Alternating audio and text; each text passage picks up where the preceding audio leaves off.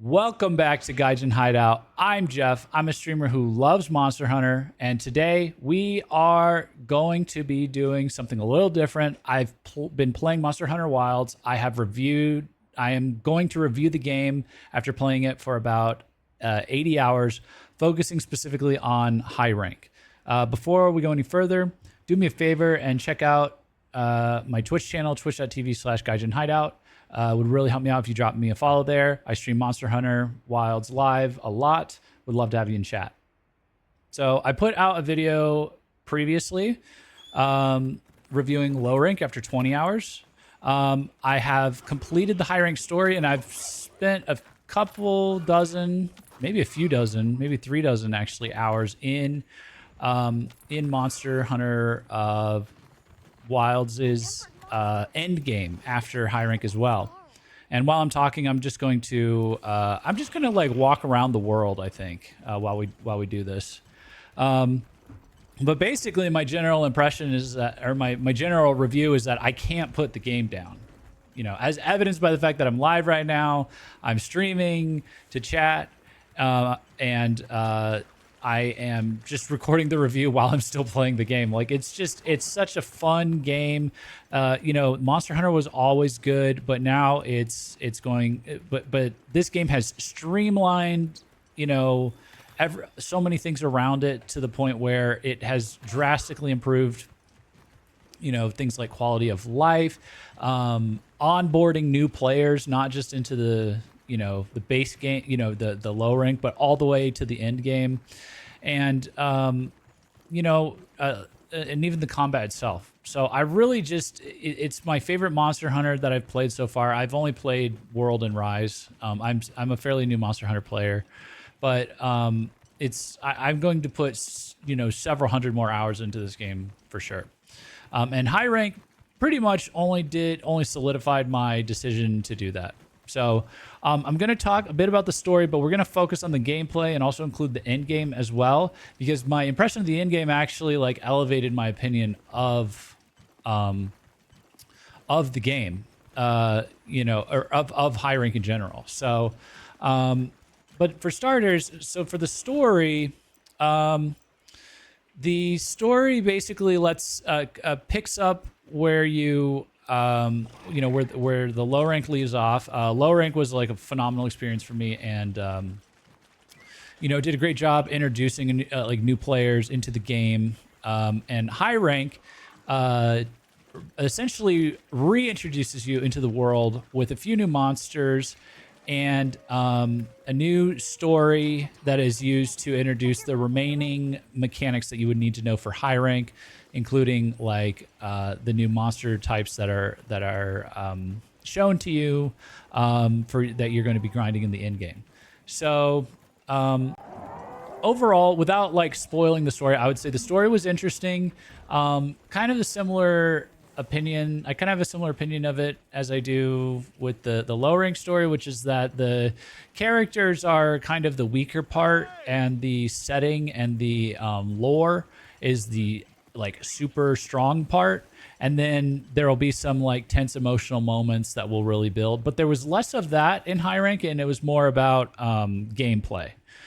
Because the main difference is that the in high rank, the story progression is gated behind you needing to grind your hunter rank up several levels, and you can do that. The game gives you plenty of ways to unblock the story and continue it. You can just go out into the open world and hunt monsters, but you can also do several side quests that often involve hunting monsters. Very few fetch quests. They're there if you really want them, and basically. Like it does a very good job taking the baton from low rank and fully onboarding the player into the end game. That's what it's there to do. The story about the Frenzied virus with that culminates in the Gore Magala fight, and then eventually Arkfeld. All of that is essentially just shepherding you into high rank where all the monsters are buffed. And adds new monsters that you can experience, and then they basically at the end they also introduce frenzied monsters and tempered monsters as part of the story, and all of that is used specifically to get you to the end game and get you grinding in the end game loop. And I would say overall, it's not as compelling as low rank. I thought the low rank story was just like the way it ended was just amazing. The high rank story just kind of ends with like, the final reintroduction of Arkfeld. You fought Gore Magala, which was a crazy fight. Definitely kind of interesting. Great callback if you like, I think Monster Hunter World 4 Ultimate. But overall, it was a solid story, fun gameplay. And it really served to, like I said, just onboard you into the end game. That's mostly what I have to say about that. The side quests were pretty decent as well. They were fun to do. But if I had like stopped there and not really gone into the end game, I probably would be saying like high rank's like an 8, whereas low rank's like a 9. But stay tuned, because we're gonna talk about the end game. And we're going to talk about essentially what you were introduced to, via the high rank story. But first, I want to talk about the new monsters that were introduced. So, the big highlight is Gore Magala. He makes a return. He's like the big, pseudo elder dragon that you fight before Arkfeld is also reintroduced. All of the apexes are also introduced to you periodically as well throughout the story. This is interesting. There's actually a loading sequence here. It's not totally seamless. There's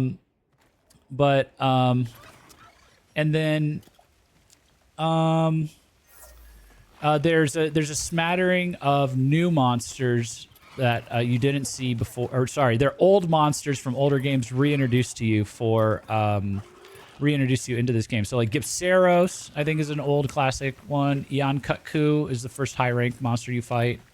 And I think also, who else is there? Blunganga and Rathalos. And Rathalos was really fun to fight.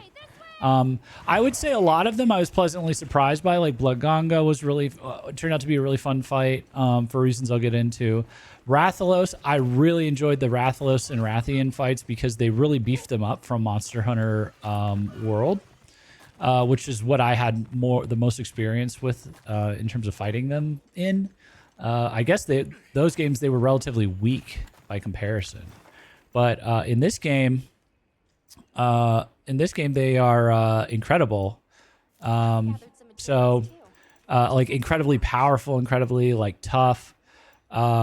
And just really, really fun to hunt, single player and multiplayer. So I would say the Wraths are like a big highlight of the new monsters.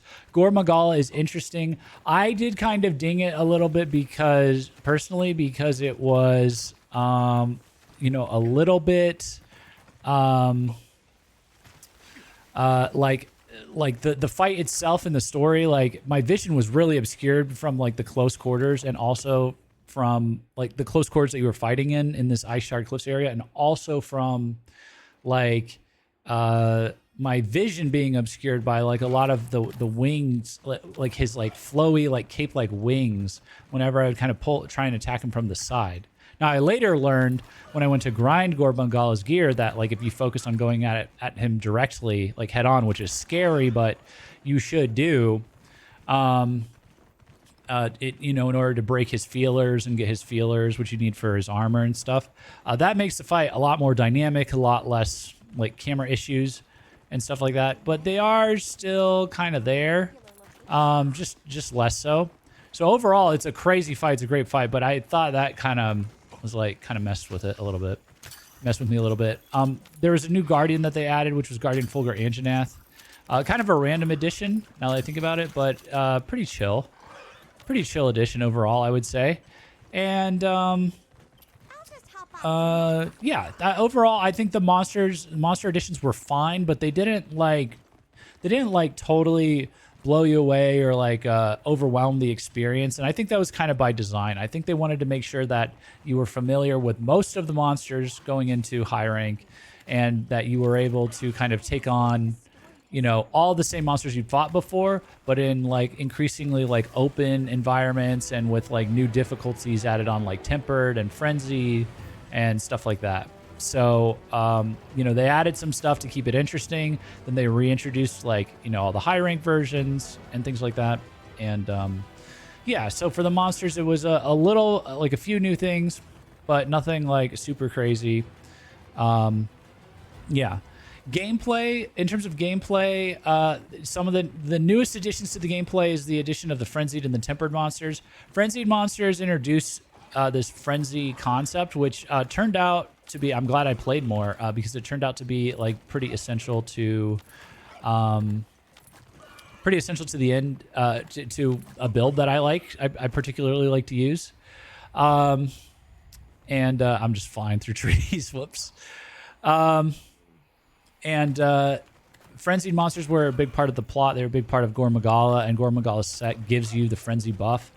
Frenzy, like, if you recover from it, you get you can get an well, when you're hit with it, you need to deal damage to cure yourself from it. And at least with the Gore Magala armor set, like if you cure yourself of frenzy, you get like a buff afterwards. So it's kind of like a high risk, high reward kind of a thing. If you get further infected by it, you get like I think you become very susceptible to more health damage. I'm gonna go back to Scarlet Forest because that's kind of really where the nice view is and everything, right? So affinity buff, thank you. Fulgur Anjanath was chill, said no one ever. Yeah, Fulgur Anjanath was kind of nuts actually. So like in terms of his attacks, they were a little bit over the top. Some of them felt a little forced in there, but it was pretty good overall. But anyways, so that's frenzied monsters. They don't stick around for too long relative to the end game. It's mostly there for like main and side quests for you to hunt. And then what really does stick around is tempered monsters, which are introduced to you in the story, and they persist well into the end game loop. They're a big part of the end game loop, which is and I think tempered monsters, they did a really good job with these overall. Tempered monsters, they act the same way as they did in World to a certain extent. Like the monsters are stronger in terms of like they deal more damage. They're faster. They have different moves, which I guess they did arguably in World. It was kind of hard to tell. They noticeably are faster. The discoloration on some of the monsters looks more pronounced than in others. So, but you can tell it looks different. And they do move faster. Depending on the monster, this drastically buffed them. Or I should say it drastically enhanced the quality of the hunt. For example, I think Lalabarina is a great monster, like a really amazingly well-designed monster, but it's just so slow in low rank. High rank, it gets better. It's a bit faster. And then the tempered one is just like unhinged in like a really good way. It's just very cool.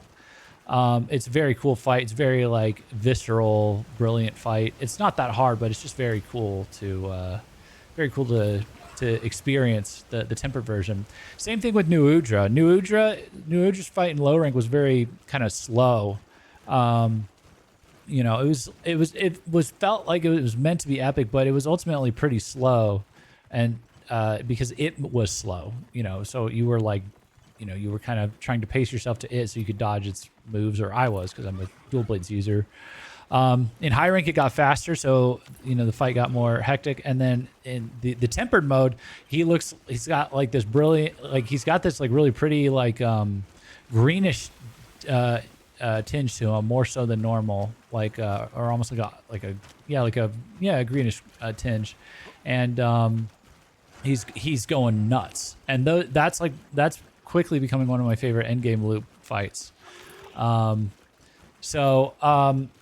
You know, and one other thing that they added on tempered monsters that I thought was really nice and like was more effort than was shown in World for tempered monsters was they added this mechanic that plays into the focus mode called like tempered scarring, which basically you can literally see on top of there being a metallic sheen. There is a on the monster, there are parts where that metallic sheen is like gashed, or like bruised, and they call that a tempered scar. And if you target that and you like deal a lot of damage to it, you can create a tempered wound, which when you're in focus mode, it glows blue instead of red.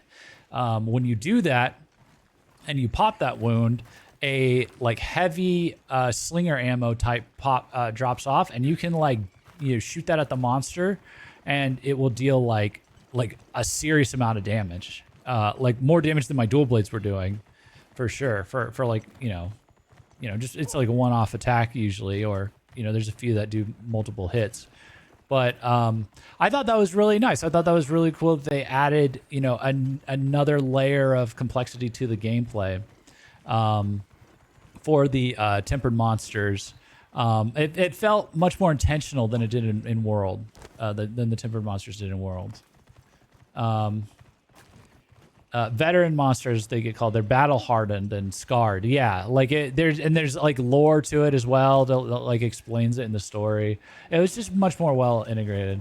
Tempered wounds are also guaranteed to knock the monster down when they break. Okay, I didn't realize that, but that does track with my experience overall. So, yeah, I really liked what was introduced there. Frenzy was like whatever, but Tempered was like awesome, So,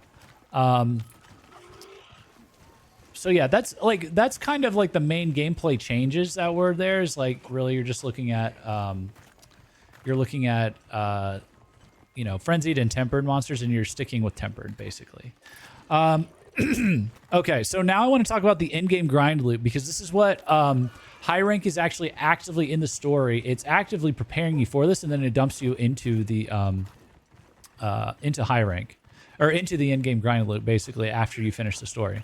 Now, I had recorded my review of high rank about like a few hours after I completed that, and I had like a different opinion, like I mentioned before, of high rank, like when I'd completed the story, because it was kind of like, oh, it's done. Oh, there's no like Zoshia fight or anything. I'm just like out here grinding the grind loop, the end game grind loop now. They did all this to set me up. It's like a second tutorial almost, right? I was like, okay, well, is this going to be that fun? Like, is this really going to be that good? Like, I kind of wish there was a little bit more. And I like more officially, like a major hunt to work towards, like a hunter rank 100 required, event that unlocks maybe, something like that. But while I do wish there was something like a high rank Zoshia fight that maybe unlocks at hunter rank 100, or something else, that is more I guess definitive, more final. I gotta say, this like end game loop is like, it's really good. It's about as close as you're gonna get to the next best thing. It's really, really good. Just like, did I find a new campsite? I think I found a new campsite. Anyways, yeah, just like really, really, really tight. So let me kind of break it down for you. So basically, once you get into the end game, by the time you've completed the hunter rank story, everything has been unlocked for you. All of the monsters, everything has been revealed, and you are like you're basically good to go. You're set free to go out into the open. The last things that you unlock are like Arkveld, roaming in the wild, and maybe like double hunts, dual hunts, like two monsters at once, like being out in the wild that you can hunt together. You can make a hunt for, and let me see. And yeah, and then just like escalating difficulty in terms of like tempered hunts and things like that. But there's a lot going on there. So for starters, when you are grinding when you are your incentive to fight and hunt the monsters going forward is to create like better weapons to take on like more difficult challenges. So your map is like pretty immediately populated with pretty difficult challenges, like tempered difficulty 4, Arkveld and like a dual hunt of like a tempered, pretty high difficulty new Udra and a Rathian, and like you have like 25 minutes. Like I had that happen to me before. That's kind of, like that's the kind of thing that is showing up on your map, and you're like, oh shoot, I kind of need to get good to like be able to handle something like that. So you have a few options. You can do multiplayer and like take it down, and everybody does that. But you can also grind these really good weapons, in addition to like endgame armor, endgame decos, those sorts of things. So the really good weapons that you're aiming for are called Ardian weapons. They're actually introduced during the story, and they are they're crafted from parts that the tempered monsters drop when you slay them or capture them. And you basically, I don't want to get too far into the system, but it's pretty simple. I think each weapon is composed of 3 parts, like 1 base part and 2 additional parts that make it up. At least that's how it was for dual blades. And if you want like the element, like an elemental version, you basically want to get all 3 of the same kind of elemental parts. And if you don't want that, you want to have 3 individual. If you want no element, then you want to do like 3 individual elemental parts, or 3 unique elemental parts. They give you kind of the parts will give you either an attack or an affinity buff to the weapon, and then when you create it, you can reinforce it up to 5 times, kind of like the Safi Jiva weapons in World, but it's RNG. Basically, it's like random buffs, like elemental boost, sharpness boost, small attack buff, small crit buff, that kind of thing, or affinity buff, that sort of thing. So, and that's basically the majority of the loop, of the grind loop. So it's pretty straightforward, but it is very RNG, and they are coming straight from tempered monsters. So you are like trying to hunt those. Now, like. The tempered monsters themselves are quite difficult to hunt, and they're pretty well populated. To like any given moment, you can go to the map. Like I can go to the world map right now, and I can see like, okay, there's a tempered Lalabarina over there. There's a tempered new Udra here, and they made this super convenient for you to be able to grind this or like plan this out. So I can press square to see the details, and I can see, oh, that's a 5-star Arkveld. I actually probably want that. But like, if I go to this tempered new Udra, I can create a quest which says begin field survey, and that immediately starts a hunt for me. That's cool, right? What I can also do, and you should also do for anything you really want and you want to repeat, you can do save as investigation. You spend a few points, and then it puts it in your investigations that you can go see Alma for, and then you can run that quest 3 times. That you can run that hunt 3 times, like an investigation was in World. And that will give you, you'll be able to grind these, these end game rewards. Like these are this is what I was talking about, ancient weapon fragments. Like this is what you get for these Ardian weapons that you're going for. You can grind that 3 times, and you don't have to do it right now, just because he's out on the map. You can save it for later. You can create an investigation, and do that. Or if you want to just fight something really hard that you see, but you want to plan it for later, you can save it. That's huge. That's like huge in and of itself. The fights themselves, really engaging. Like I said before, I don't want to like repeat myself, but they're all they're all difficult. And several of the monsters that you may have been like kind of met on got drastically better. I mentioned Lalabarina, I think, and New Udra. Blaganga got progressively better from low rank, or he wasn't in low rank, but like from high rank to tempered. Like tempered Blaganga is really fun. He's kind of like a more basic, kind of simple ice version of Rajang by the end of it. As you get like a higher difficulty one. Very, very cool how they improve several of these hunts. And when you're talking about stuff like tempered Arkveld, like, dude, like, forget about it. Tempered Arkveld is like a bitch and a half to fight. He's like really difficult.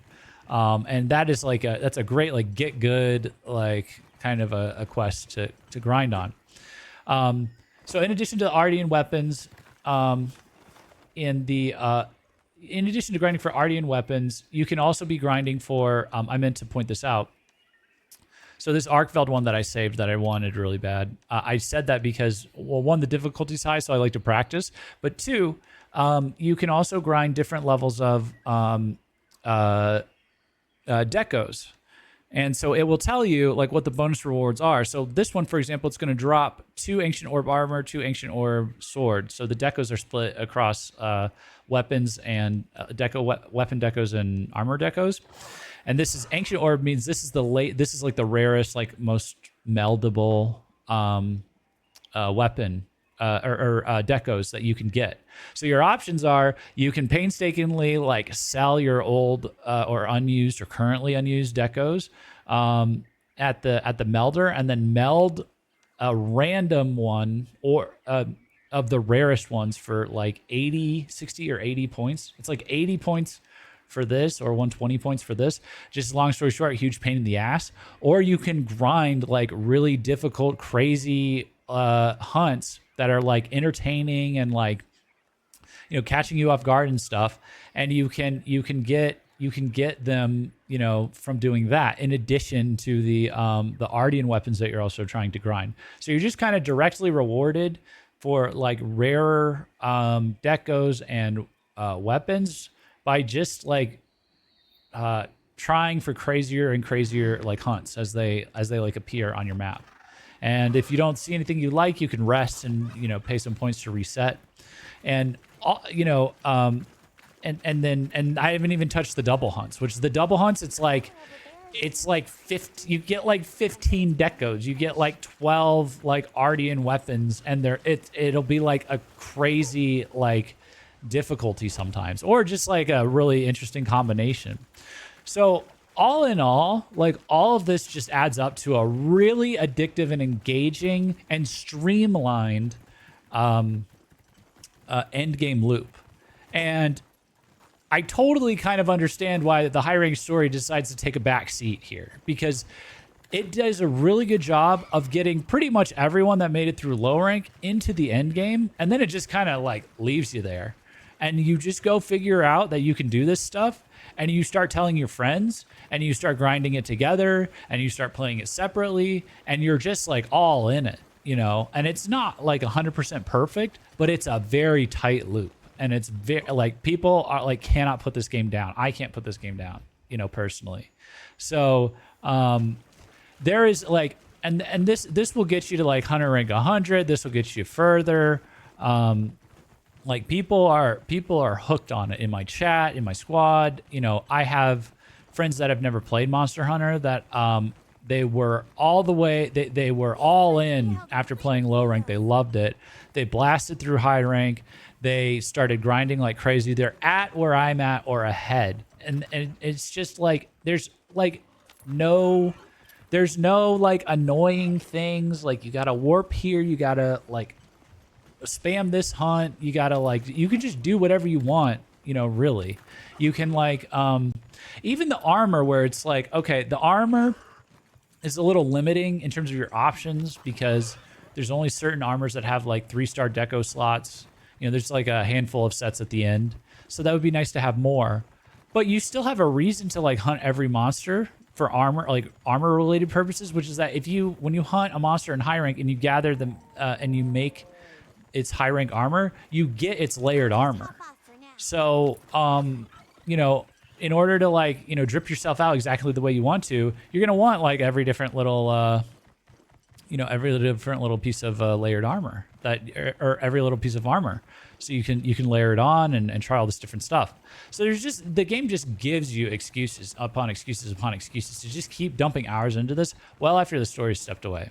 So while I do wish, you know, like I said, it would be nice, and I do suspect we're going to get it eventually, but it would be nice if there was a high rank, you know, like hunter rank 100, like Zoshia event quest that gets added or something like that we're all grinding for, because that's the only issue is we don't know what we're grinding for besides just having the most goated monster or monster hunting set. But we do know that we are we're grinding well, we do know that we're going to get something in the future, and we're enjoying the hell out of the loop basically. I've just realized we're explaining quest rewards like it's something new and exciting, but for Monhun, this is a big deal, lol.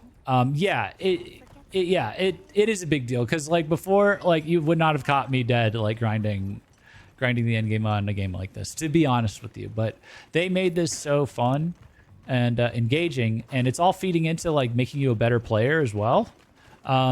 That you can't help but do it. Look, I'm walking around. Here's Arkveld right here. I could just go grind Arkveld, and it's gonna help me objectively. What's he on my map? What's he got? Oh, that's the one. That's the one that I marked earlier. You know, so all this stuff that's wandering around, by the way, you can also just engage when you're exploring and stuff like that.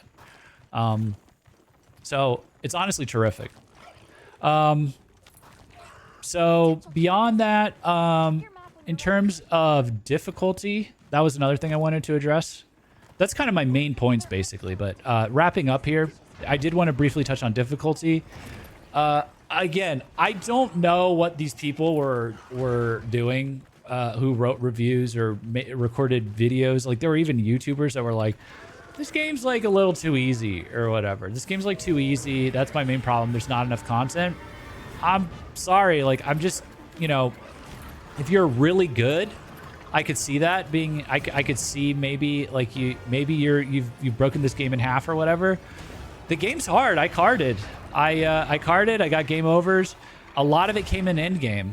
So, you know, if you like gunned this game to like meet a deadline and then, you know, post a review, and it didn't like leave you feeling really good, like how freaking Uncharted or God of War or like a single player game, like campaign game does, like, yeah, I guess maybe you would get the impression that it's like, I wanted more and like it's too easy, but it's not easy. When you get to the real game and you play the real game, I got bodied last night and I've like by like a tempered new Udra, and I had to, you know, warm up with friends and chat today, and then go take it down myself and have vengeance today. And I'm 80 hours in. I'm like, and I was trying my hardest to break this game over my knee this time because I'd had so much trouble with like the old Monster Hunter. So I'd been preparing for when this game came out. And I think if you talk to any of the like Monster Hunter regulars and stuff, like the other creators, you know, without, you know, I don't think there's any cope or anything involved. Like, it's just, it is hard. I don't know. It is hard. It's not required to roll the credits, I guess. But you've had to do some grinding in high rank. You had to fight Gore Magala, who's kind of psycho. High rank Arkveld's pretty psycho. And then all the tempered stuff is like, gets really hard. You know, I tried to do this review originally. I was like, I'm going to fight a tempered new Udra because I beat it today and I've got this under control and I'm going to monologue. And my noob ass is just wandering around the world talking about this review because I couldn't do it. It is hard. So I'm not like the most experienced Monster Hunter guy, but I've got like 500 hours in Monster Hunter games at this point, 400 in World, you know, 50 in Rise, 50 in the beta for, well, I guess 80 in the main game for Wilds now. And like, I guess I did like 20 or 30 in the beta. So there is, forgetting that Capcom loved giving you credits in the middle of the game. There is so much more. Yeah, exactly. So I'm going to make another video about that just to get into it a bit more, because I'm still just kind of irked that was like, you know, a thing that like multiple reviewers said. And I wish people would, you know, I get some people like play the game a lot, and then they like get really good at Monster Hunter. But I wish people would like check their perspective on that before they inform people, because I'm fresh enough, I'm young enough in my Monster Hunter, you know, career. I started in August, that I can remember what it was like to play a Monster Hunter for the first time and how hard that was, and then like understand how far I've come by comparison. And I got to tell you, like, this game, you know, it provides a much more streamlined experience to where you're not going to hate the game so much while you're learning to get good, but it's still hard, you know. And you know, it's hard for people who aren't casuals. You know, it's hard for, I've got a friend that had like, you know, that dumped probably like a couple thousand hours into Destiny, and he'd never done Monster Hunter, and he's engaging with it. He's finding it engaging and difficult and challenging, and he gets his butt kicked, and then he's grinding the loop, and then he's getting better, and he's totally all in on it. You know, I've got other friends, you know, other gamer friends that were never able to really give it a shot just because it was a little bit much with like menus and like it's just like some things maybe they just never got around to. And they're still having trouble with it. So that's my take on the difficulty thing. It is tough. It is engaging. So there's a skill thing here. There's a skill. What would you call it? There's a skill hill to get over. I will be like training, to be honest. And this is only base game. That's the other thing.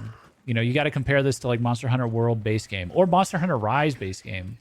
Monster Hunter Rise is a layup compared to this, and Monster Hunter World based game, you know, you might say maybe it was a little bit harder, possibly if you're talking about the cutoff at Xeno'jiva. A lot of that is rage, a lot of that is frustration for me personally, like with how the game's structured. This one, I feel like every time I get my ass kicked, I'm like, that is just like 1,000,000,000% my fault. I'm just bad. Like the game feels good to play all the time, you know, for the most part, barring some menu stuff, but like nothing in combat. That's just me, you know? So yeah, that's kind of my current take on in the moment about the difficulty. So I'm going to end on what I want to see in the future. I had a list of things that I kind of wanted to see. Can't understate how good each weapon feels to play. Yeah, I went over that in low rank, but I've also decided I'm going to be going back and replaying low rank to like learn the new weapons, just because I loved the campaign so much, and then I'm just going to switch over to high rank and go out of my way to craft all the different weapons and armor sets that I would need for all the different weapons. I'm just have that ready once I beat Zoshia with like whatever weapon, and just queue that up in high rank, and then you know, do some group hunts with that, and or just try and solo stuff on my own in my main save. So that's like my personal grind loop, by the way. But yeah, so a few things I want to see in the future. And I guess this would be some kinds, maybe some concerns I have as well. Most of the concerns I think that people have with the game are probably going to be addressed by people that are way more competent or qualified to be addressing them than I am. So I'm kind of mostly leaving it for them. But obviously fixing performance issues on PC, like patches ASAP. This thing is kind of a CPU hog. I get why. I do get why. But I would like to see if there's some kinds of performance patches. I did learn that, you know, when I'm not streaming or recording and I have OBS closed, I get like 15 to 20 more frames per second. And the game looks a lot more fluid. So that kind of sucks for me, but I hadn't run into that issue as a streamer outside of Final Fantasy 16 when I tried to stream that, which was way worse on my hardware. So I have like a 4080, NVIDIA 4080, and a like an AMD card that's a few years old. So I think I just have a CPU bottleneck issue, but it does kind of feel like it should run a little bit better on PC. But that's pretty obvious. Another thing, there's reports out there, and I've got one that I think we at least know for dual blades, which is crit element. Some of the abilities are bugged, and that sucks. Like weapon abilities, or like deco abilities, like critical element for dual blades is bugged to a certain degree. And by bugged, I mean we're tentatively equipping it because it seems to work sometimes, but it doesn't always proc, basically, like when it should. I think. Some people said that, some people said it doesn't work at all. And I've heard there's a lot of concerns about that about some of those abilities for maybe more complex weapons like Charge Blade or Swax, stuff like that. It's a CPU hog. I get why he's as well looking at an enormous waterfall. Yeah, you know, I do get why.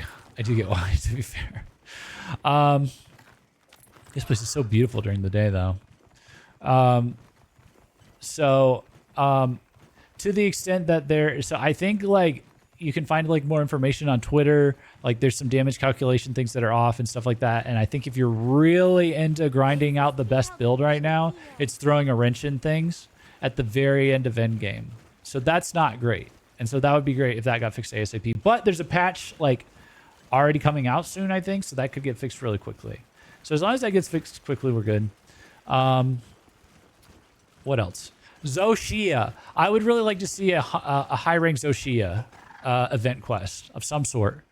My current guess is they either didn't have time to like fine tune a high rank Zoshia, or because that boss fight is really crazy and massive, they could be saving high rank Zoshia to be like a siege quest, like how Safi Jiva was. And I'm just guessing that because it seems like, you know, Jin Dahad is like, they kind of took the Safi Jiva archetype and just made it another boss in the game, like another key Apex fight. And so it kind of seems like they're done with, like, they don't want to just settle for that, you know, already achieved scale. You know, in the previous gen, they don't want to do that for the next gen. And the Zoshia fight felt kind of like next gen. Sort of. I mean, it felt like a mixture of several different fights put together, but like the way they handled it was like, felt very next gen. So maybe, and there's like a lot of lore that you could go into with like, oh, you gotta like stop all its parts and like prevent its transformation or this and that, multiple phases, that kind of thing. I don't know. So that's like kind of my guess, but I want to see Zoshia, and a lot of people I talk to want to see high rank Zoshia because they really, really got a lot out of that, you know, that surprise final boss fight. Hard bosses in general, I think we're looking forward to. But in particular, I think we didn't talk about focus mode that much in this video. I talked about it in other videos, but I think focus mode has added the potential for one, if you get really good, you can like break this game in half, I think. I've seen people break this game in half using, you know, with focus mode. I'm currently learning to do it. But two, I think it's added a unique opportunity for the developers to create very difficult boss fights that like center around like coordinating with focus mode to like hit precise parts or punishing you for not aiming very well. And I think on paper, if you've never played this game and you heard me say this, like I think at the start you would think like, oh, that sucks. If you've never played it, but if you played it and used focus mode and just started to be like, wait, this is like really awesome. This mode is really awesome. I think that's the way you scale the difficulty going forward is you make some kind of crazy boss that you got to focus on. You got to like lock in and like, you got to do something with focus mode that's unique and like challenging, you know, you can still make it hit hard. You can still make it, you know, fast or whatever you got to do. But I think that's the way forward and the way around maybe this difficulty ceiling that some game developers, not really Monster Hunter, but like a lot of game developers run into like a difficulty ceiling, I think. And they start trying to find ways to cheese it or just like fatten the, you know, bosses or, you know, stuff like that. I think difficult bosses that make very good use of the focus mode as events, you know, that could easily be Mizutsune based on the way it moves, by the way. When it comes out, but like I think that I would love to see more of that. And then let's see, please more drip for dual blades. That's my only little gripe. I'm a dual blades main now. I was in I really started to like it in Rise, so I just kept it going in Wilds, and I love dual blades in Wilds. It's just so fun. It reminds me of the Thief from Vocation from Dragon's Dogma 2 if you've ever played that. You know, it's just so fun and fast and crazy. But the drip is like a little rough, you know. In terms of the weapons in particular, the weapons all kind of look a little silly. This is my Ardian weapon. It's okay. It's a disc. It's like a disc that splits into two. And then you've got, you know, you've got your little handles, and then like how they glow is like supposed to be indicative of like what element they are. But that's really like all that I have. And you know, I like, you know, the dual blades in the base game are not very cool besides like Jin Dahad's, I think. Jindahads are probably the coolest because they look like Wolverine claws. But yeah, I'd like that. And there's various other weapons that I think could use they could use a balance, a drip balance. The game could use a little bit of a drip balance correction, I think. Tweak the balancing issues around the, buff. Don't debuff anybody's drip, but buff some other people's drip. So I guess you could argue that the dual blades, gameplay itself is the drip because it's just insane. But it'd be nice to see.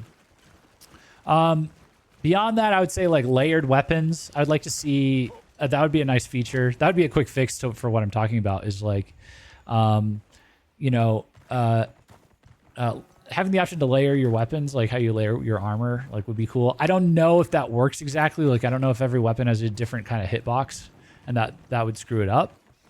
I don't think so, but I would like to do layered weapons. More options for Ardian weapons would be nice. Maybe not like actual upgrades. Like the upgrade loop is fine, but it would be cool to get trees and stuff like that. That would kind of break the RNG nature of it, I guess. But at least more like visual options, like appearance-based options for the Ardian weapons that you could customize. That would be really cool. Like if you could have layered armor for Ardian weapons that you could like customize, I feel like there's a good opportunity for that because they're all kind of like the same, but you could really like personalize it with like unique looks or something like that. A bit more of options for armor, I think, would be good as well, because we're really kind of working with just a few endgame armor weapons that are, trying to take advantage of. We're trying to take advantage of like what skills there are on various armor sets, but I'm also like, realizing that all of my really relevant skills are on 3-slot decos. And so I'm having to use like armor that has 3 slots, like has a lot of 3 slots, and there's only so much of that. So that would be cool. And then what was there anything else? I want a room for all this endemic life that you made me hunt and fish for, because I did do that for some of the side quests, and I want my room back. I want a room back. I want a room. I want a display. Okay, this would be an easy win. Okay, I'll give you an easy win for endemic and aquatic life. Okay, Monster Field Guide. You go to endemic life field guide or aquatic. You scroll down. It's harder to see here. If I go to aquatic life where I have less, so this screen is partially filled. There's no indication that I'm missing anything.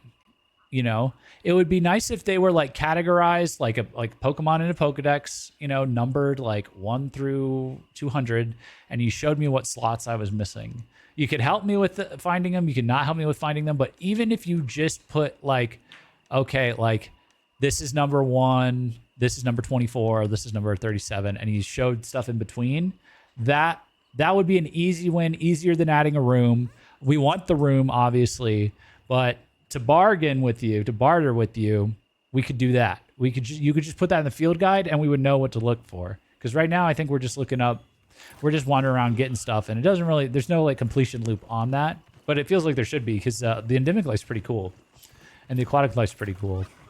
But I just need something to do, I suppose the point is that this is a new location. We don't know what's here yet. Yeah, I suppose so. But there's some other way you can do it. And if that's really the issue, then they gotta add the room. They gotta add the room back. But yeah.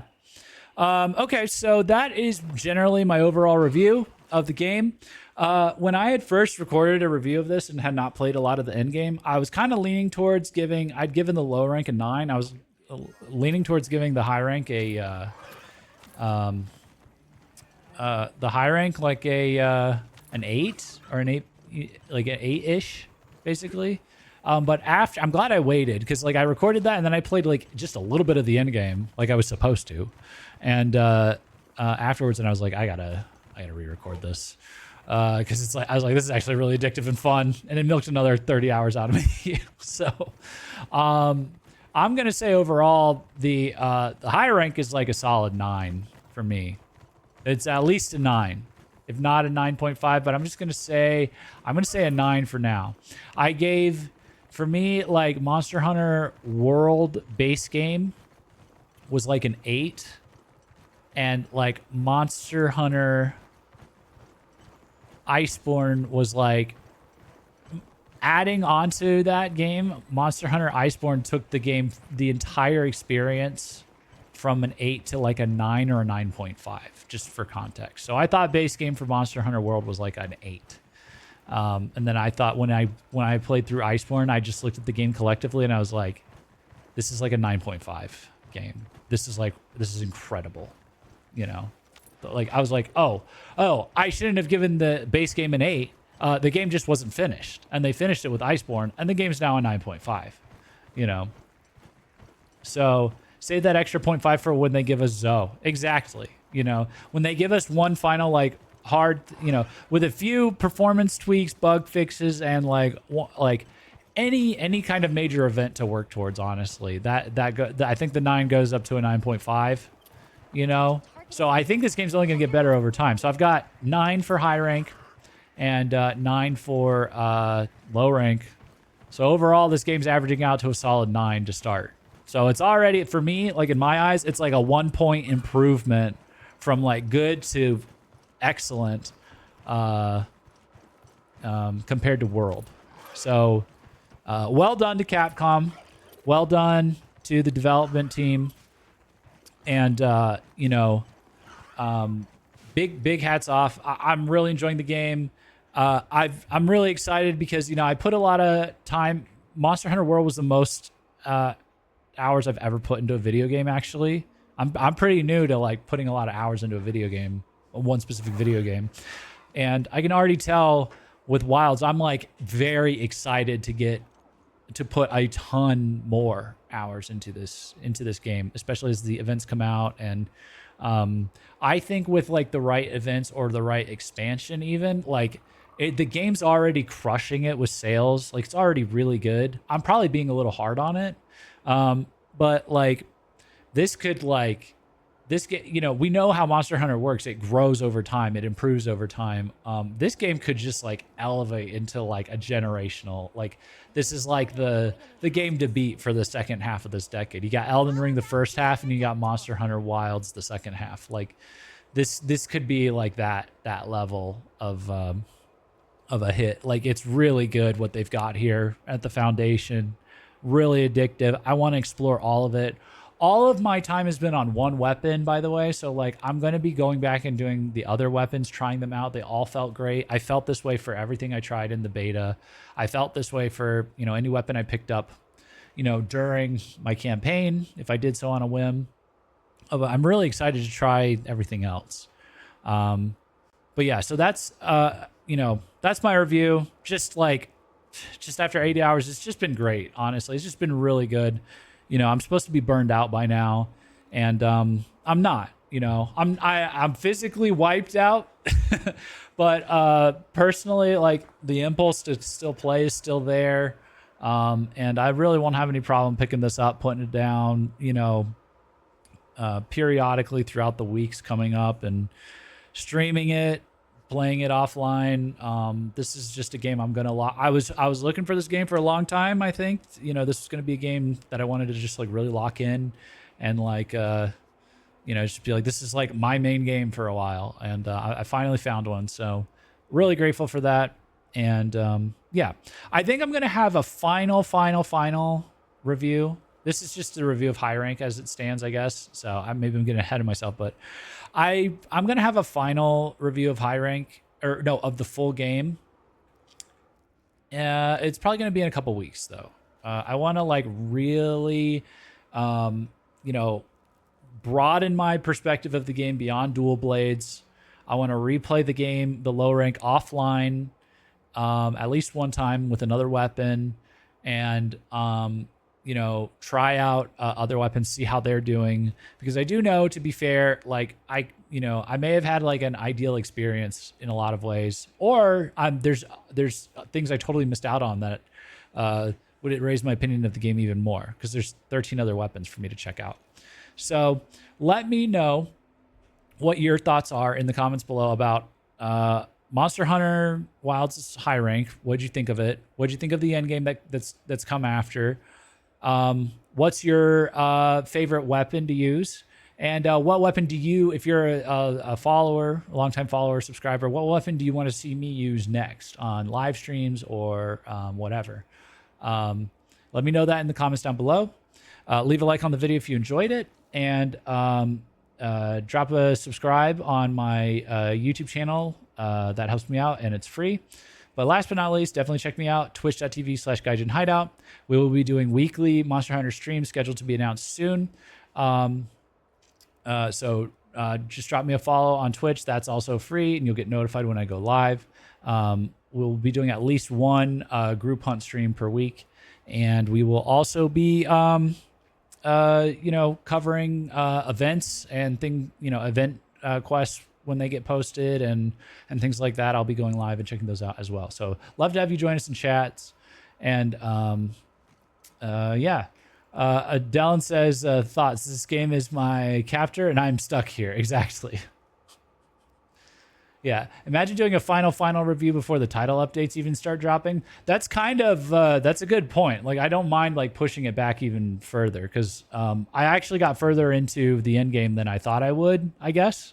Well, I don't even know. I'm not really even there yet. There's a lot I need to like get figured out, to be honest. But, I think that wouldn't hurt to like wait for some of the title updates and stuff as well. But, that's good. That's a good point. I'll take that. Yeah. So, but yeah, thanks so much. And I will catch you guys on the next video. Peace out.